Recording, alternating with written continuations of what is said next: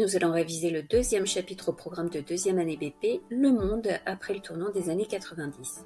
Je vous propose d'imaginer que le monde est comme un grand terrain de jeu où plusieurs équipes jouent pour dominer. Et bien à la fin des années 80, deux équipes principales, les États-Unis et l'Union soviétique, surent disputer la première place.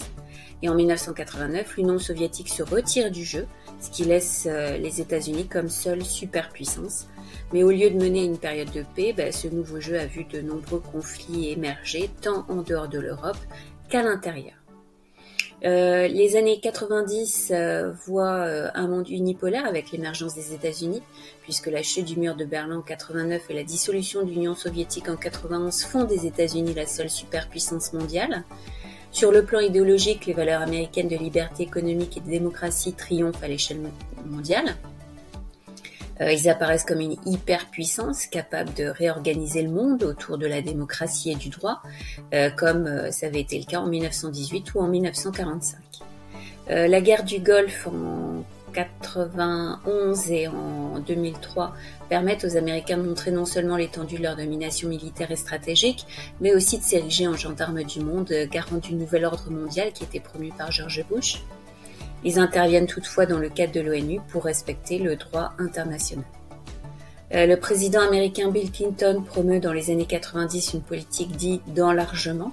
Cette politique vise à élargir le cercle des nations démocratiques en utilisant différents outils comme le soft power et le hard power. Donc le soft power, ça signifie force douce. En fait, il s'agit pour les États-Unis d'utiliser leur capacité d'influence et de séduction pour faire avancer leurs intérêts géopolitiques. Et le hard power, qui signifie force brute, va permettre aux États-Unis d'utiliser ses forces militaires pour faire avancer ses intérêts géopolitiques. Ce monde unipolaire prend fin, se termine le 11 septembre 2001 lors des attentats du World Trade Center, puisque ça a montré que même les plus puissants pouvaient être vulnérables.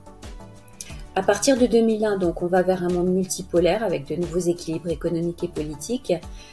Pendant cette période, la globalisation s'est accélérée, intégrant des économies mondiales à travers des échanges commerciaux et des investissements transfrontaliers. Les États-Unis, avec leur avance technologique et militaire, ont joué un rôle central dans cette dynamique. Et puis, à partir des années 90, on a aussi la montée en puissance de la Chine et de l'Inde, qui a commencé à rééquilibrer les influences économiques et politiques mondiales. La Chine en particulier est devenue un acteur économique majeur et a influencé les marchés mondiaux et les relations internationales. L'Union européenne a aussi renforcé son intégration politique et économique, devenant un acteur clé sur la scène mondiale. Elle a joué un rôle important dans la régulation des relations économiques internationale et aussi la promotion de la paix et de la stabilité.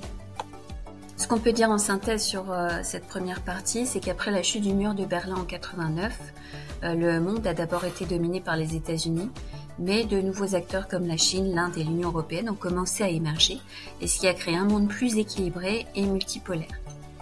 Ces années 90 ont été aussi marquées par de nombreux conflits, notamment en Afrique, avec le Rwanda en 94, en Europe, en Bosnie de 92 à 95, et au Moyen-Orient avec la guerre du Golfe, au Koweït et en Irak en 90-91.